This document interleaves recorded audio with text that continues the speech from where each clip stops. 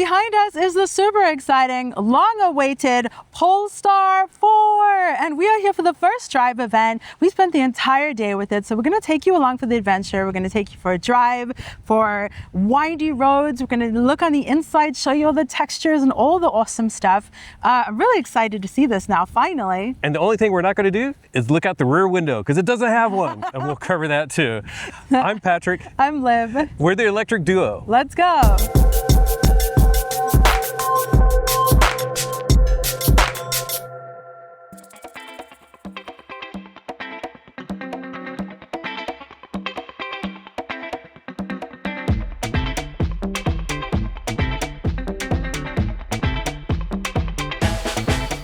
Like if I look back there, it'll be like, ah, there's nothing there. Oh, how cute is this?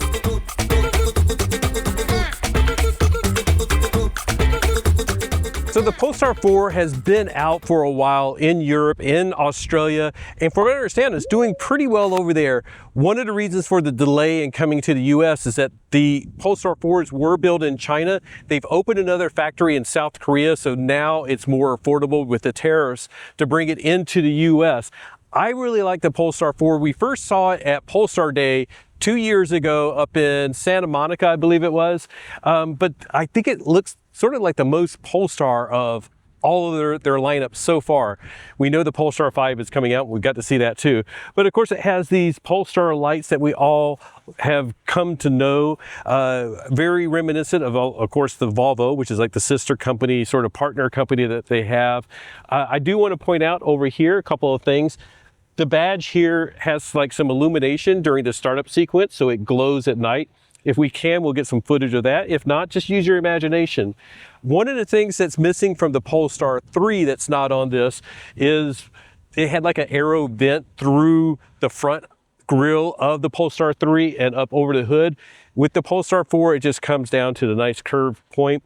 You can see some of the cameras, and we're going to touch base really quickly on the cameras. So, of course, we have a camera here. We have 3 cameras behind the windshield up in the center. We have a camera here, we have a camera here, and we also have a camera facing the rear, and of course, the rear backup camera. We'll go ahead and just move back and just show you the rear backup camera, but we'll spend some more time back here because of the lack of the rear window. But overall, it has a lot of the same things that we've seen in Polestar previously. Like they love putting, like this is a 100 kilowatt hour battery with 400 kilowatts of power. So they generally do that on all of the Polestar lineup, and I sort of like it. It is a sticker, so if you don't like it, you could, basically get it removed. If you are comfortable with doing that, go ahead. If not, have a professional detailer do that. The other thing, design-wise, it is a little bit bigger than the Polestar 2, a little bit shorter than the Polestar 3, a little bit taller than the Polestar 2, a little bit shorter than the Polestar 3. They were sort of joking that it's a Polestar 4. They named their vehicles based off of when they came out, but it's sort of like, if you're thinking about it, it's almost like a Polestar 2.5 as far as size goes. So the other thing that I like to always point out on Polestars, I'll let Liv come around here and show, it has the frameless mirrors. And what that means is like the mirror goes all the way to the frame of the mirror.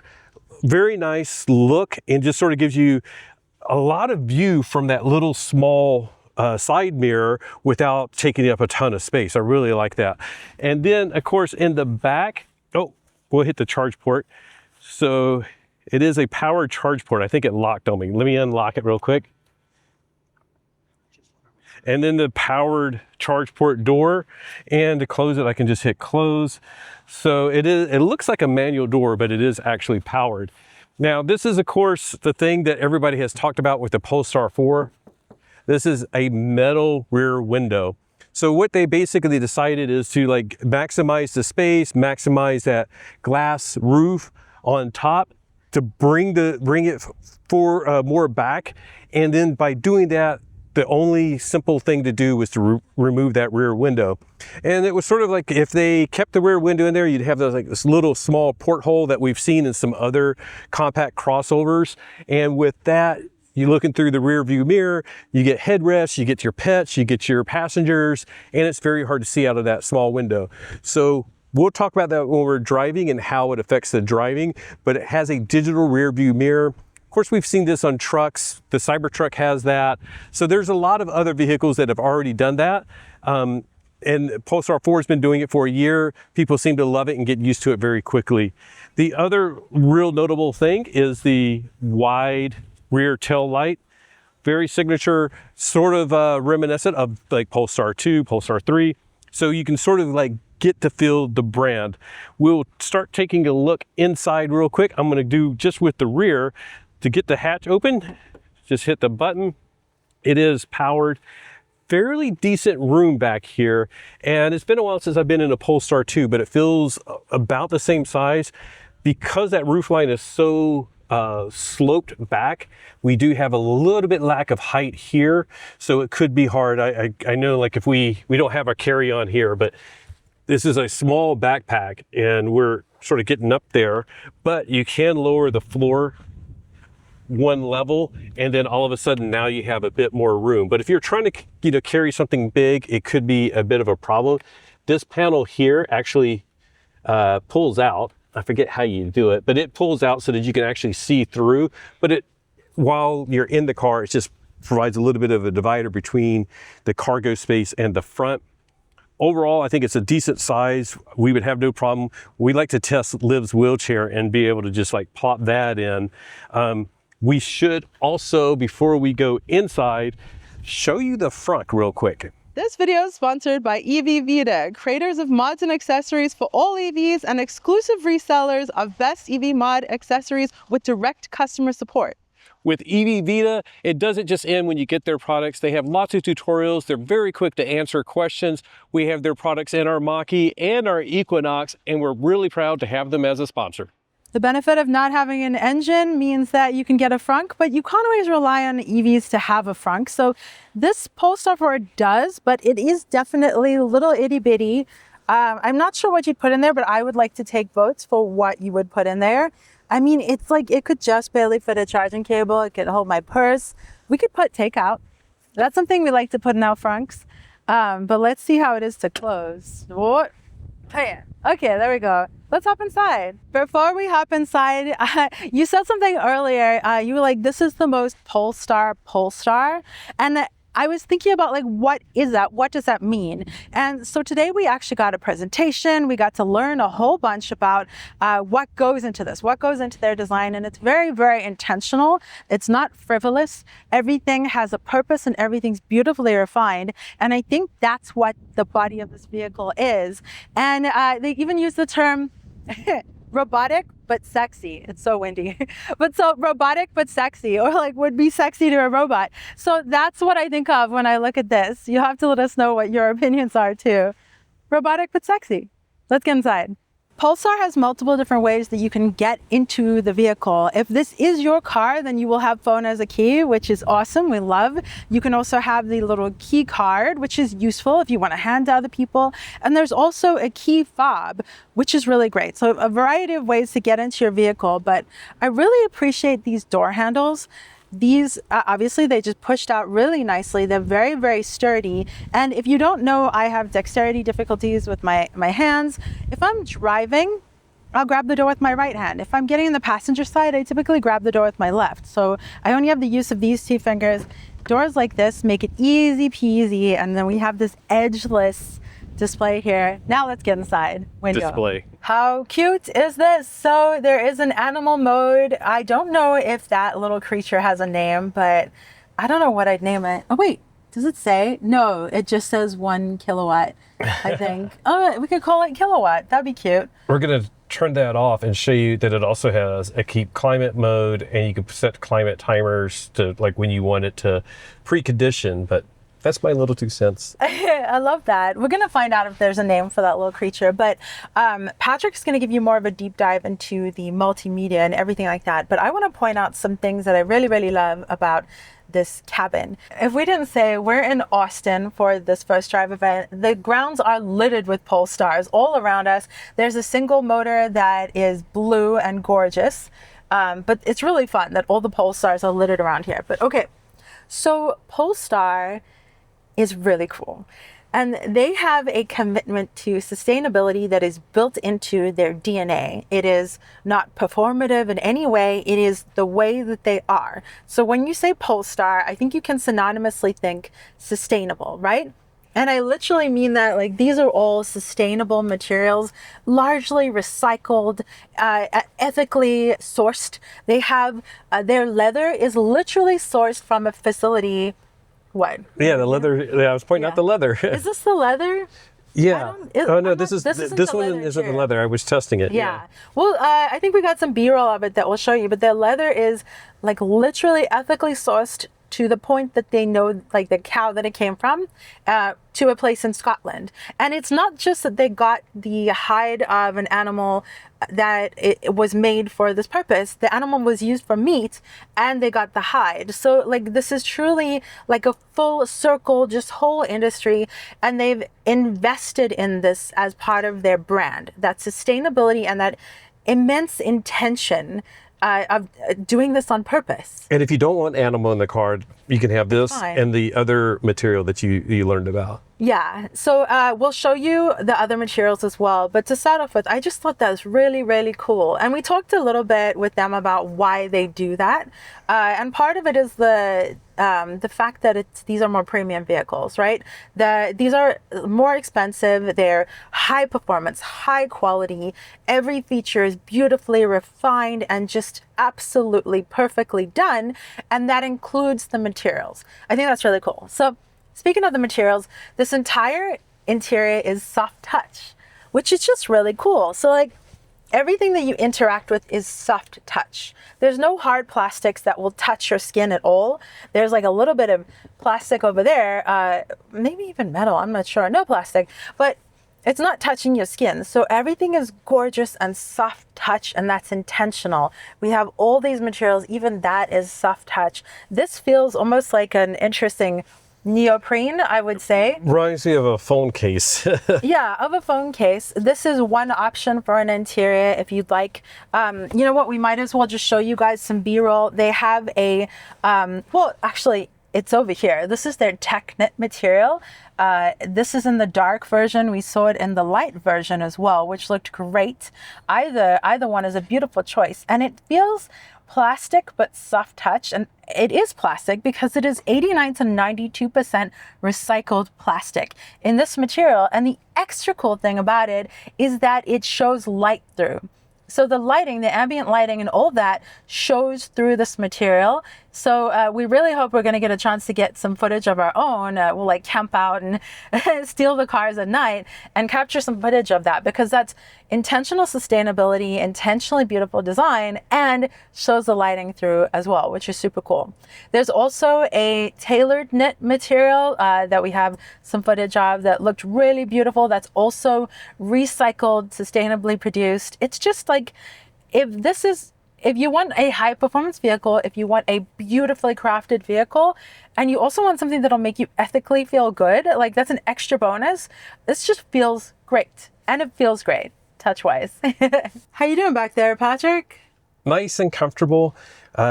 Great place to be. Loving the materials back here as well. Speaking of which, let me just grab the camera here. If you have any questions and you wonder what it is, it says right here, bioattributed microtech, 100% fossil-free PVC. So if you forget that, just hop in the back. But yeah, fairly comfortable. Now, this trim does not have like all of the features. Some of the higher trims and option packs, you can get like the screen here so that you can control like your climate control back here, as well as some of the media controls. We do have the nice big armrest here. Let me open this real quick. There we go. Really nice armrests. It almost feels like there should be some storage in there, but I just really like how comfortable this feels. We got a couple of cup holders here, but yeah, just really pretty great, comfortable place to be. And some of the trims, you can get like the adjustable seats with the controls here, as well as on the touch screen. This one does not have that, but it's still just a good seating position. One of the things in the rear, everybody always checks the leg room, but one of the things that gets me is like some of the cars, like there's nowhere to put your foot underneath the seat in front of you. There's a decent amount of room, and also your knees are up like really high. I feel like my legs are in a fairly comfortable position. But and then the final thing to note is, and you can see like how much this glass goes above my head, and the fact that it can swoop down even more means that I can like look straight up and see the sky. We got some clouds, hopefully it doesn't rain, but yeah, just a really nice place. And then let me grab this one last time before I finish up in the back seat, because I just want to show you where the vents are. So we have the vent here on the B pillar, and then we have the vents down here. We also have some storage below that, a little bit of storage right there, and then power below that, as well as a little bit of storage with this net here.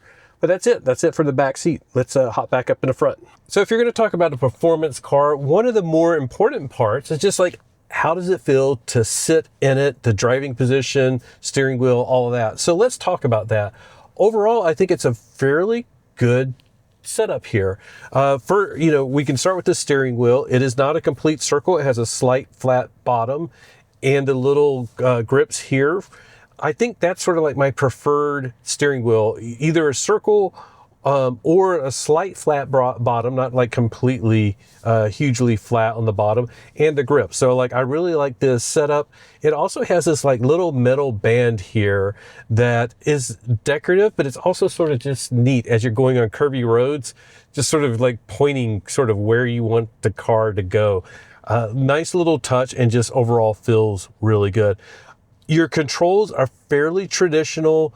You got your blinker and your windshield wipers on the left. You got your gear select on the right. You have your ADAS controls over here, as well as turning one pedal mode on and off, or you can do it on the screen. And then your like multimedia controls over here, as well as like pushing a button to issue voice commands if you don't want to say, okay, schmoogle. In other words, the search engine that you all know, but I won't say that word because it'll trigger yours. So overall, nice setup here. We do have a driver screen here. You can get the heads-up display on some of the as an option, but the driver's display has some options. So like my favorite, of course, that I just have been in the entire day is the map mode. Liv noticed that it's sort of interesting, like because it's daytime, the Google Maps over here is in daytime mode, but over here on the driver screen, it just stays in a nighttime or dark mode. I don't mind that at all. I would probably just go ahead and switch that, because I believe you can go into the Google settings and say, just keep that in dark mode. So I might do that just for consistency's purposes. I would just kind of like the light mode for the smaller instrument cluster. For the maps? Just for the instrument cluster. That's the way the Equinox does it. I think the Equinox, it's dark and light depending on the whole thing. But yeah, because it's a smaller area, like it's just easier to see the pop out of the light mode, I think. So I would like that light.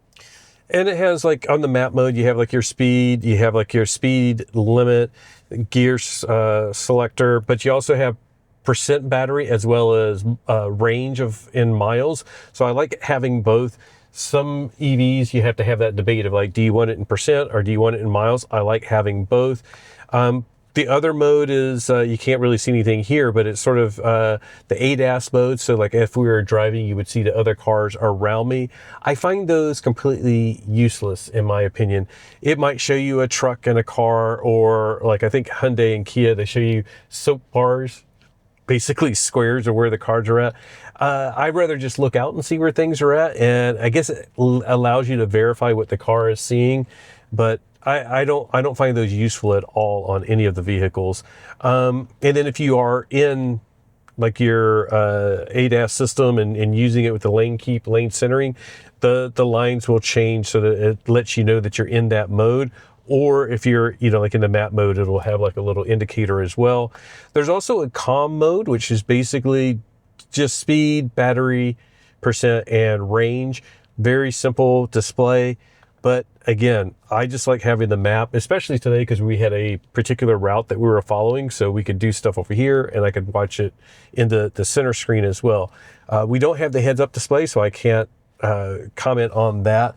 I will point out that there's 2 driver monitoring cameras. There's one on the A pillar and there's one behind the steering wheel. And I believe the two different cameras gives it the ability to see you a little bit better. And also, like, if you have this block for a little bit, this one can pick you up and vice versa. So provides. Which you wouldn't do intentionally, but your arm might Yes, be there. sometimes like you sit like that for a second, it'll shout at you, but like this one, at least it has like another camera.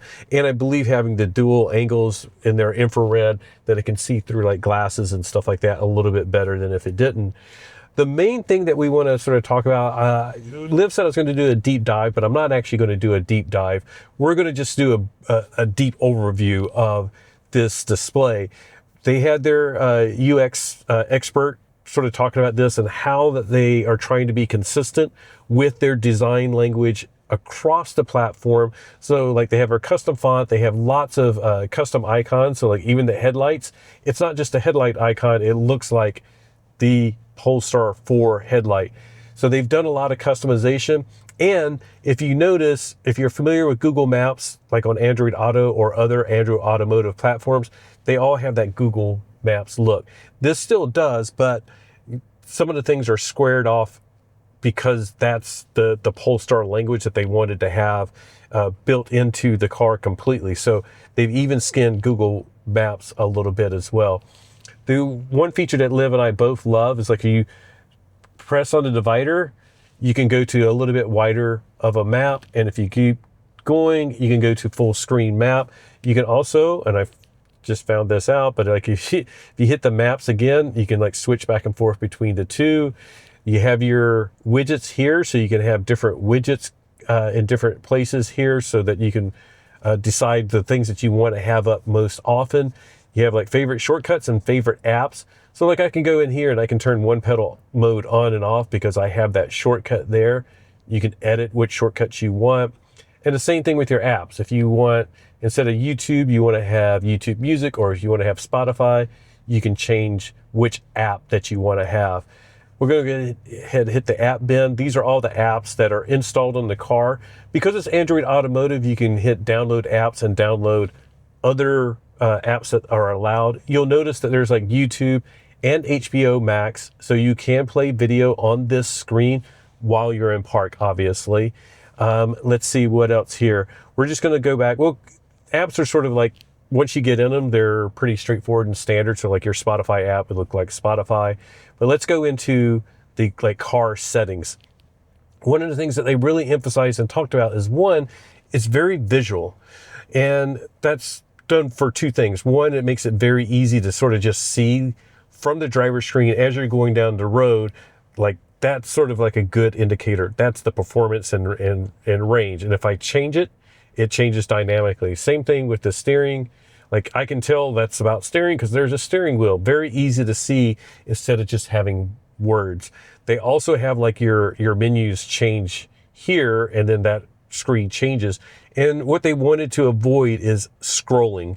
The only place you scroll in this entire system is like if you're looking through your playlist, but everything else, it's like you tap, that screen changes. So really nice to be able to hop back and forth through these things. And if I want to change things on and off very quickly, even though it's touchscreen, which a lot of people don't really care for, to have a lot of controls, it makes it really nice and easy just to hop back and forth between the different options and have a nice visual, easy representation. Because like one of the things with the touchscreens is like, these may be a little bit, like you got to get exactly there. But like if I want to turn that on and off, it's like anywhere over here, I can turn it on and off. Like it's very easy.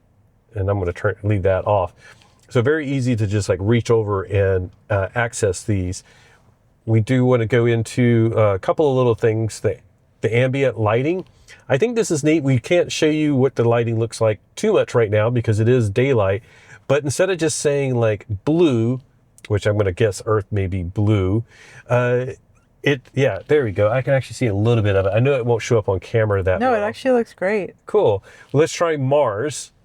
Oh, red. Mars will go red. It looks like, let's see, Jupiter is a bit purplish. Yeah, so very cool to see, like they're sort of going into like a little bit different of just having these random colors and telling a story with it. And their story is the solar system. And it actually gives you a little bit of details on each of the planets that you scroll back and forth. Let's hit, what's the sun? Of course, that orangish, yeah, orangish color. Really like nice little touch right there. But again, like all of this stuff is fairly easy to access, go through all of the different settings, bending lights on. So it's like the lights will adjust as you go around the curve. Like very easy to sort of tell where everything's at and intuitive.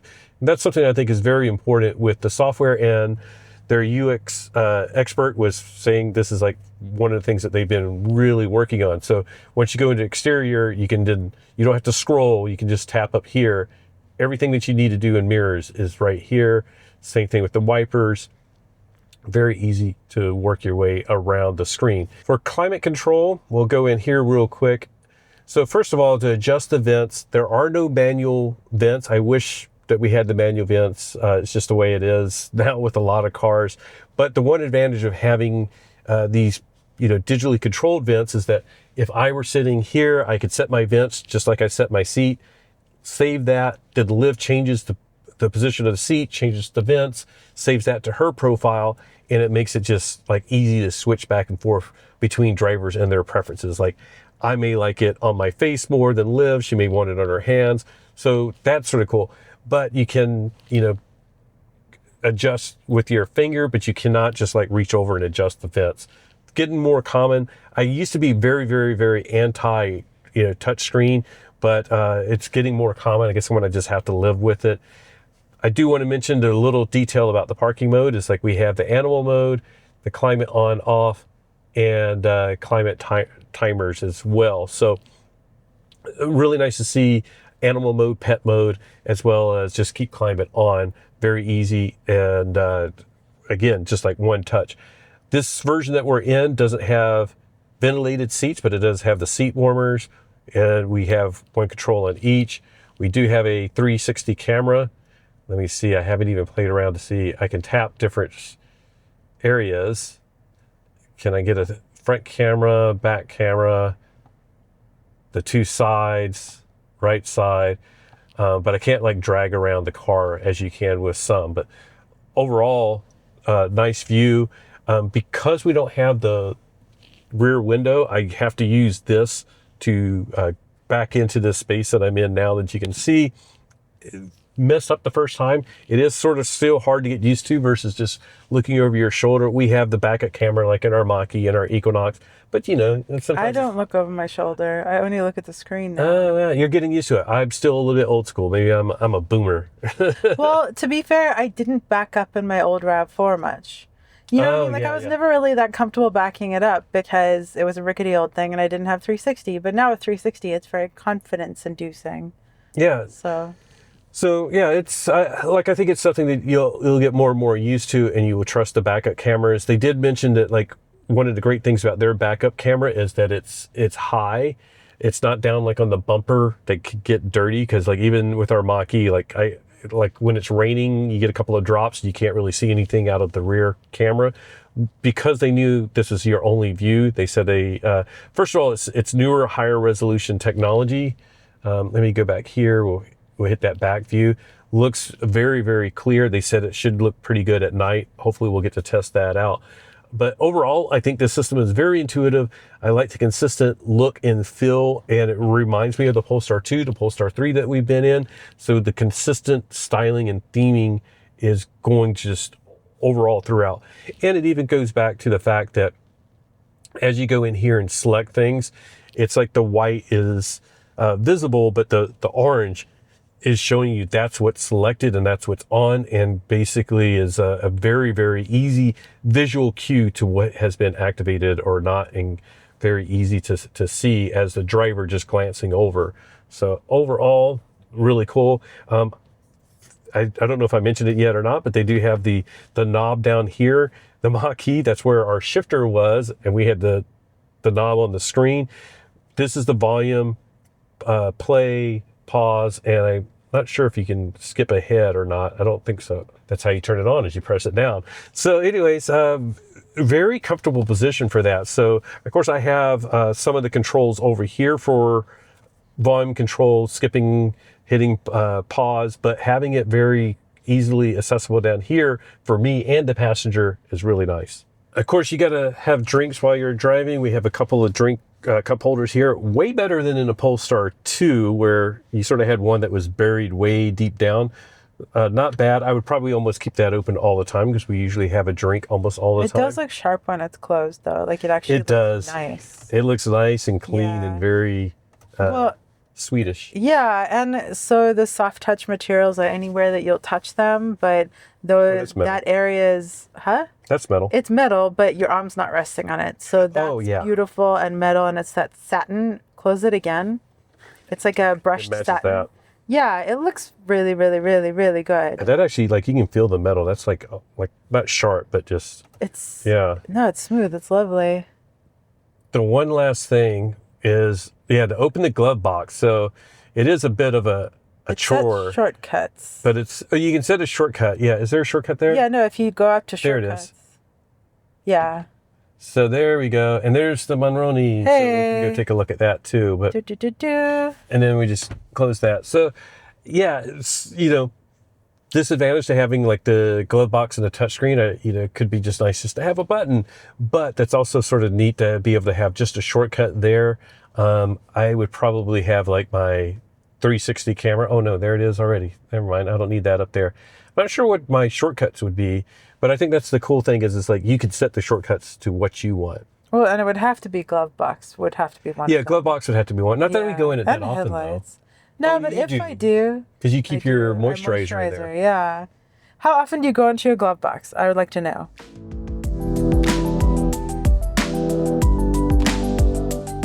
Well, you guys are now going to be subjected to a construction section, but that's fine because I'm just getting the feel for this vehicle. And right away, it's more comfortable than I was expecting. Of course, I'm crossing my left leg over, so the center console is presenting a little bit of a challenge for me. It's a little bit invasive into my foot space. And in my situation, I think I could not commit to this vehicle because of that. But I really am getting the feel for it and feel for the comfort of it, and it's all there. Like, this feels really, really enjoyable to drive through this construction area where I'm modulating my speed. Immediately, even though I'm driving with my left leg, it is responsive and easy to brake and accelerate, nice and smooth. I can find it really challenging when a car is extra touchy. In that regard, a touchy brake is a challenge for me, and this has just been like butter, hasn't it?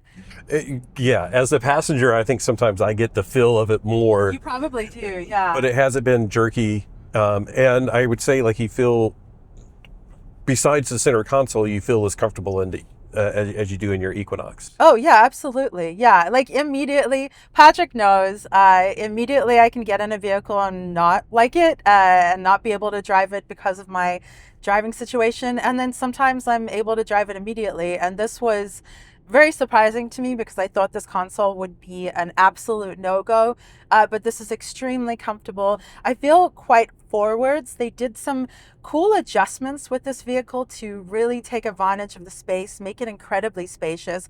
So I feel like I can really see ahead of me well. I'm raised up, of course, in like more of an SUV situation. So the visibility is great. We have this digital mirror, but that's not a problem at all. I know people say you get used to it pretty quickly, but I didn't believe them, but I have. I really have. I absolutely was not sold on the idea until I got behind the wheel. And I think while Liv was sitting over here, she's like, how do you feel about that? I'm like, it's no big You don't even think about it. It like kind of freaks me out to think that there's no back window. Like if I look back there, it'll be like, there's nothing there. But you don't actually think about it, and I'm really, really comfortable. Drive style, I don't know how, but this feels like a small car. It feels small and nimble, and it sort of reminds me of the EX30. Actually, isn't it on the same platform? It may be. I think it might be on the same platform as the EX30, and I think when I heard that, I was like, wow, what a different size. It feels so small, and it is small. It's harder to get in and out. There's no room in the back, or not as much room. This is unbelievably spacious. We're going to take some time in the back seat as well, because, I mean, that looks like where this really reigns in some comfort. But I think it's about to get fun. So do you want to have some fun, Patrick? Always. I feel like this is what this car was made for. You know, when you're talking about a performance brand and you're doing a first drive, this is where you want to put people out. It's been fun, like just a few miles of this, and I've already been having fun. It looks like we're getting ready to catch up to somebody, so that it won't be as fun, but we'll see. Maybe we get a passing zone. But I was just telling somebody at our little coffee break, it feels very precise. So a lot of times, you know, you can get in a car for the first time and you got to like sort of fill out like how the car is going to behave. But it's like, it was very predictable. It's been very predictable, very precise in just handling. And I'm really liking the dynamics of it. The pedal control is really nice. Although, like, one of the things I noted is like it is will operate in a single or dual motor mode when you're standard. So it takes a while for the kick to kick in, but I have it in performance mode now. So now it is in dual motor all the time. So the range will drop, but there's not that lag. And when it has the standard setting and it has a little bit of lag, it almost feels like a turbo lag. So like you push the pedal and you feel it starting to accelerate, and then it's like, oh, you need extra power. Then it engages that front motor. And that's because in the Polestar 4, the front motor does actually have a clutch, so it physically disengages that front motor. But as you had it, it's still pretty powerful, even with the just standard mode. Oh, yeah. Yeah, I guess I wasn't kicking in. No, that felt extremely powerful. And you're right. I like that word you used, predictable. Very predictable. Yeah, it's very predictable because I think that's a big deal. It can take a while to get used to a new vehicle, right? So, but this getting in, it was like it's predictable, it's intuitive, it's responsive, it's not doing anything weird. It's just really your machine to give you the road in a way. Like it feels really good, reliable, predictable. That's a great way to say it because like I with my driving situation with an amputation, it can take a while to get used to a vehicle, and this one it was like, no, I'm good. Yeah, I'm good. And that's something that they emphasize several times too, as far as like with the user interface, that it is predictable. So they have like this grid layout. They try to make the icons. They did all of the icons versus sort of like doing some like off the shelf stuff or whatever to make everything consistent, predictable. It's all the same. So I really feel like it echoes through as even with the driving dynamics. Like it's a very predictable, consistent feel for like how the steering is as well as how the pedal responds. So like the other thing I like to do is like as I'm going, I'm going to just like completely let off the pedal, and you see it like it kicks into the stronger regen, but it isn't that like jolting like you know that you get with a lot of EVs. They think if you want strong regen, it wants to like hit a wall almost, like when you let off the pedal, and it can be very jarring, and then like your passengers can complain like, I get car sick when they have one pedal mode on, so I don't like it. But this it rolls into that strong regen again. I'll just let off and it like starts letting go, and that gives them Yeah, let them get ahead a little bit. Yeah, that's a great point because you're in standard, so you can have off, low, or standard. And I feel like if you're someone who's not super comfortable with one pedal, this situation might be really great for you because the low one pedal setting would just be like a nice, easy little foray into it. Versus like a vehicle that is super responsive with their one pedal, like Patrick was saying, which has its place. Like a really responsive vehicle like that has its place. But this was just like beautifully dialed in, and everything about it is smooth. Acceleration, braking, for me, and like driving two pedal, smooth, easy peasy, beautifully blended, really comfortable, predictable. Yeah. And we've each had our chance to drive with the rear view mirror being digital. And it is something that I was not sold on, but, you know, especially, you know, like right now, it's like I have like a really nice view out of the rear with using the camera and the digital camera system. If this were a traditional car with a very small rear view window or rear window with the headrest in a way, it would be, it's pretty obstructed, but I think it's actually really great to be able to like look and just glance and see like such a wide expanse back there. So You guys can see the view, but I'm gonna try like, oh yeah. yeah, and like I think you can see it pretty well, but I'll try. It doesn't even do it justice because you can see Patrick's reflection, but I promise Well, here you go. in Look, real life. this is Oh, something that we can do. It's like, oh yeah, we can just tilt it. There you go. Oh wow, that looks really good. I mean, it's basically a beautiful high definition screen. Like that's gorgeous. and Liv was the one that sort of pointed this out to me because I was sort of like adjusting it and almost like if I were looking out of the rear view window, she goes, no, you know what you can do? She saw this on the forum. It's like, I want to see the screen. I can just literally like push it toward me so that I have like the best view. I don't have to have it in like the traditional, like, you know, perfect angle to see out the rear window. I can just treat it as a screen and point it straight at me. So very, very easy to get used to. Very surprised. Yeah. We'll, you know, when we get to our lunch stop, we'll try like backing up. I've heard that could be difficult with the cameras. I still like looking over my shoulder, and it's so weird just sort of glancing back there, and it's just dark material. Yeah, of course you can flip the mirrors so that you can see behind you. If you have rear passengers, children, pets, whatever. Hopefully they gave us the footage that they used for this presentation earlier because there were doggies. So I think we should put some dogs in the back. Yeah, exactly. But let's just enjoy some more of the drive. I think our overall impressions, predictable. Predictable, Consistent. consistent, really enjoyable. Which- Really enjoyable. Huh? One more blast. Oh, Yeah, there we go. okay. That was instant.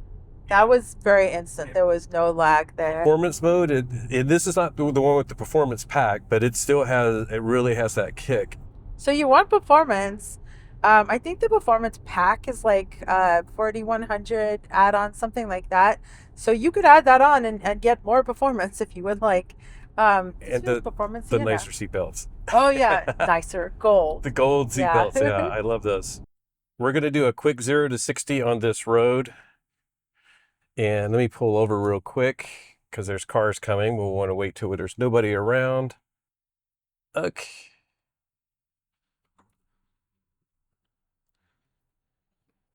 And that was quick. That was easy peasy. A little bit of tire spin there, A huh? little bit of tire spin. Front motor is engaged. We're in performance with both motors just constantly engaged. But yeah, that is super quick. Very nice and easy to get into the power. And of course, you know, we talk about EVs and having that instant torque, but it does roll into it slightly at the very beginning so that it isn't just complete tire spin and, you know, feels jolting. So No, it didn't give me that sickening feeling. Some vehicles have that sickening feeling, and this is a 3.8 second. 3.8 second. 3.7. 3.8 is the 100 kilometers, which is slightly faster. So 3.7. So 3.7 0 to 60, which is like, you know, not insanely fast, but it's more power than you're probably going to need. What I actually felt was like really like a big punch was when you were going 40 and you accelerated. That like are you going to do it again? Yeah, we'll see that. Well, and actually, that's sort of a nice one to do. We'll do a 40 to 60. Yeah. Whoa. Yeah, I don't know what that one had a kick. Yeah. Oh, and that was not 60. Whoops. La, la, la. Yeah, I don't know what it was, but like that kicks in. It's like it's already in performance gear, and then you kick it in the next gear. It's like that power is right there instantly the whole time. How does that feel? Yeah, we've been in more powerful cars, but this is really nice and powerful. And just because, again, it's like that very managed, very controlled, very predictable. Other than that, like jolt there, it just feels like it's ready for performance and very manageable. And I think that's one of the great things. Like, I had a Subaru WRX, and it's like you do a lot of human work to pick your gear and the clutch and letting things in, and everything is you got to wait for it to calculate in a turbo lag. This is just like, it's just very easy to sort of like, I need a little bit more power. Letting off, the regen kicks in predictably. So it's just sort of like, it's very nice for doing like spirited driving. Maybe not like, let's go get it on a track, but how many of us want to just go out to a track? This is the type of thing. We're going on the weekend and we're having fun. Or even, but like you're driving on the highway to do errands or fetch your kids, whatever, like normal things. And like even just earlier, there was like a big track, as in like an F-150, and they were not keeping in their lanes super well, and so you just zipped around them. Yep. That's very normal need and useful power, right? It's just like zipping around someone who's not, driving that well, just getting onto the highway, or just nimbly moving around and orienting yourselves. I think that this feels really capable, and I didn't think I would have such a crush, but I do. I still like the 3 more because of the spacious cabin. We saw this on Polestar Day almost 2 years ago. And I remember everybody was excited by the 3 because that was the next one coming out. And Miriam and we sat in the 4 and we were talking about it. We got to ride in it, and we were like, I think I like the 4 more. So I'm excited that we finally get to drive it. And so far my driving impressions total, not been in it too long, have been that I really do like it. This is my style of car, so this is the type that would appeal to me. But yeah, let's enjoy some more of the drive. It's been a full day with the Polestar 4, but I could use a lot more time in this. Hopefully we can get a loaner for a week so we can really experience what it's like to have the Polestar 4, get used to a little bit of the stuff like the no rear window. But overall, I had a blast in it. You guys probably already know the specs. This one is about, oh, not this one, but they started about $56K for the single motor rear wheel drive. This is the dual motor, so it's about 63, right? Yeah. About 63K, around there. And then of course you can add the plus pack, you can add performance pack, you can add several options, including an electrochromatic roof, massaging seats, speaker in the headrest, get it up to, I believe, over 80,000. So it can get up there very pricey. It's always interesting trying to guess or like feel what a vehicle is like. Is it worth the amount that they're charging? And it's always hard to sort of like put your finger on it. I think the combination of factors work well for Polestar. Yeah, and I think this has been a really lovely day and lovely experience, and I'm gonna try and like express it to you guys, because we get to sort of just like immerse ourselves in the brand's vibe, in their culture, learn about all the intention behind this. And I think that's really, both Polestar Day a couple of years ago and this have really hammered home for me how intentional Polestar is. They started out as a performance company, and then a performance portion of Volvo, and then now performance vehicles of their very own. So it's always been performance from the start, but it's not like they're not sacrificing anything for performance. Everything is just intentional, beautifully tailored, perfectly done, and not excessive. So even the fact that like, and as much as this bugs me, like some vehicles have a 64 color ambient lighting. This has their very tailored ambient lighting experience of all the planets, right? Storytelling with planets. Yeah, the storytelling experience. And so they've curated the vibe. And I think it's not that they're trying to control things. They're giving you the option to customize a lot. There's a ton of customization and a ton of flexibility, but they're just not being excessive, right? So I think that it's really cool that you can build the ultimate package, but it's not like I don't know, it's not like you're completely being excessive. If you have the ultimate package, you'll have an electrochromic roof for like $1,500. You'll have their beautifully sourced Napa leather with the built-in speakers and the headrest.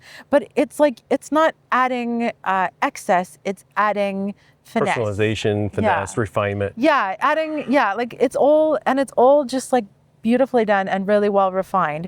I feel like it's hard to entirely encompass. We're going to do a video, we're doing our video together. I'm going to do a video for A Girl's Guide to Cars, and I'm also going to write an article. And I feel like we have multiple ways that we're going to sort of process this, but like, I feel like I have a different and a new understanding for Polestar. It's not pretentious. It's not performative. Exactly that, actually. Like, they're not chasing numbers. They said this as well. They're not chasing numbers. They're after the feeling. And they don't just mean like the feeling of like you get in the car and the aesthetics of it make you feel a certain way. It's that it performs in a way that makes you feel a certain way, right? So I thought that was that's really cool, and just you feel it. So here's my thing with Polestar over time, and I first was like, well, Polestar, it was like Volvo had some Polestar additions to their lineup, and of course it's owned by Geely, so it was sort of like I didn't know where to place Polestar. It felt like it was a sub brand maybe of Volvo or a sub brand of Geely, and that they were sort of like trying to merge and mishmash and find their own identity. But as I've gotten to know Polestar, it's very clear that they are their own identity. They are very distinct in how they approach the design language inside, with the driving dynamics, with the performance. So it's a very clear identity for Polestar, the brand, that it's its own thing. Yes, they have that connection to Volvo. Yes, they have the connection to Geely, but it's Polestar, and it's very clear, especially now that we have the 2, the 3, the 4, the 5 that we have now seen, and we've seen previews of the 6, and we know that they're coming out with. We've had hints of a 7. Hints of a 7 and stuff like that coming out. One of the things that we did not mention that is also like brand new to Volvo via Google Maps, and it's not on this car, but it will be coming, and it's sort of basically as you're navigating using Google Maps, it will use the display to show you like which lane you should be in. So as you're like going down the freeway, you won't be surprised like that lane is going to disappear. It would sort of suggest that you move over one lane, and if you don't, it'll go like, hey, you might want to move over. So we didn't get to see a demo because it's not in this car, but I think it's really cool, and it's just part of that whole thing of using the technology to make your driving experience better. So really looking forward to seeing that. Volvo is not Volvo, excuse me. You said that earlier too. I was already like, I know, I'm sorry. We'll have to pop that up. Polestar is the first to do that. So very exciting. I'm sure it will probably expand to others, but it also goes back to Polestar has been on the leading edge of being the first with Android Automotive, the first to skin Google Maps. So they're all in on the Android Automotive and basically making their own and having a very consistent design language across their platform. And we see it here. I thought it was just an excellent day. Overall, really enjoyed it. Coming out to this, second spot that we stopped at, actually technically third spot that we stopped at, was a lot of fun just driving it. And again, it's sort of like one of those things. I was telling one of the Polestar workers, like, what do you think of the drive? And I'm like, there's other cars you drive, you're like, I enjoyed that, here's the keys. This is going to be like, can I just keep it for longer? Oh, yeah. There's things to like about all cars. In fact, like the Polestar 3, I think I really enjoyed that and wanted to keep that. There's some other like larger cars that we had. I'll say the Honda Prologue, I really enjoyed that. I recommend it to a lot of people, but I was like, I'm done, it's okay. Yeah, I'm bummed to say goodbye to this, and I absolutely could see spending more time in a Polestar, and I could absolutely see why someone would spend the money on it.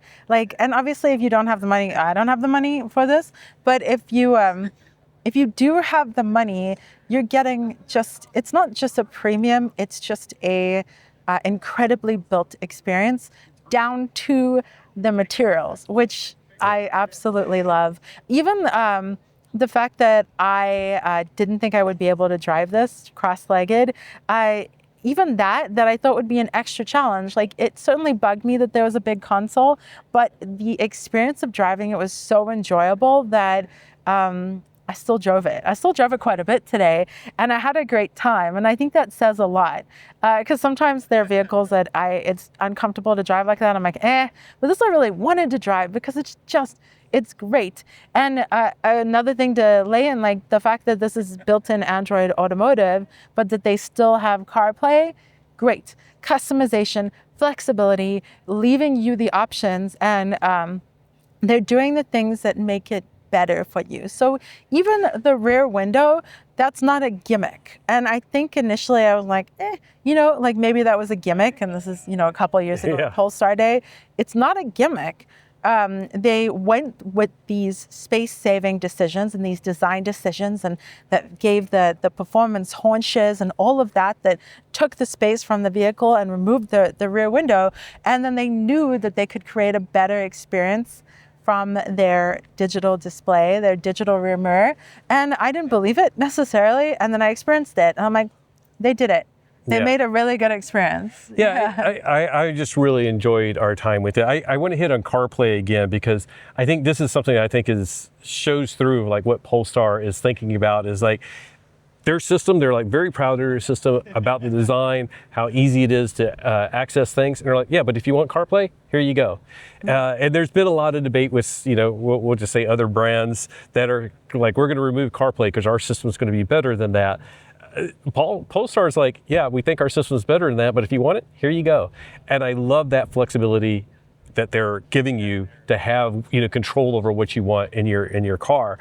But overall, I think the biggest winner of the day was just the driving dynamics of this. I kept it in firm. Liv kept it in like a normal or medium. Whatever, but coming out here, it was like we saw a truck in front of us, a pickup truck, and it like moved over because they obviously live out in this area and are like, there's some rough pavement. And I was about to follow them to get away from the rough pavement, but I'm like, let's see how it feels.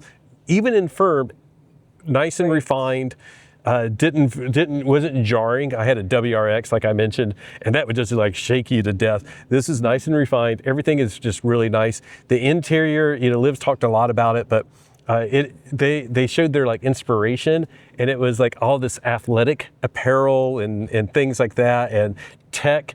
And it really shows through on the interior. And I'm like, oh yeah, it actually does feel like that type of thing of like the, quick dry clothing or whatever, and the neoprene, the water bottle covers and things like that. So it really does play inside.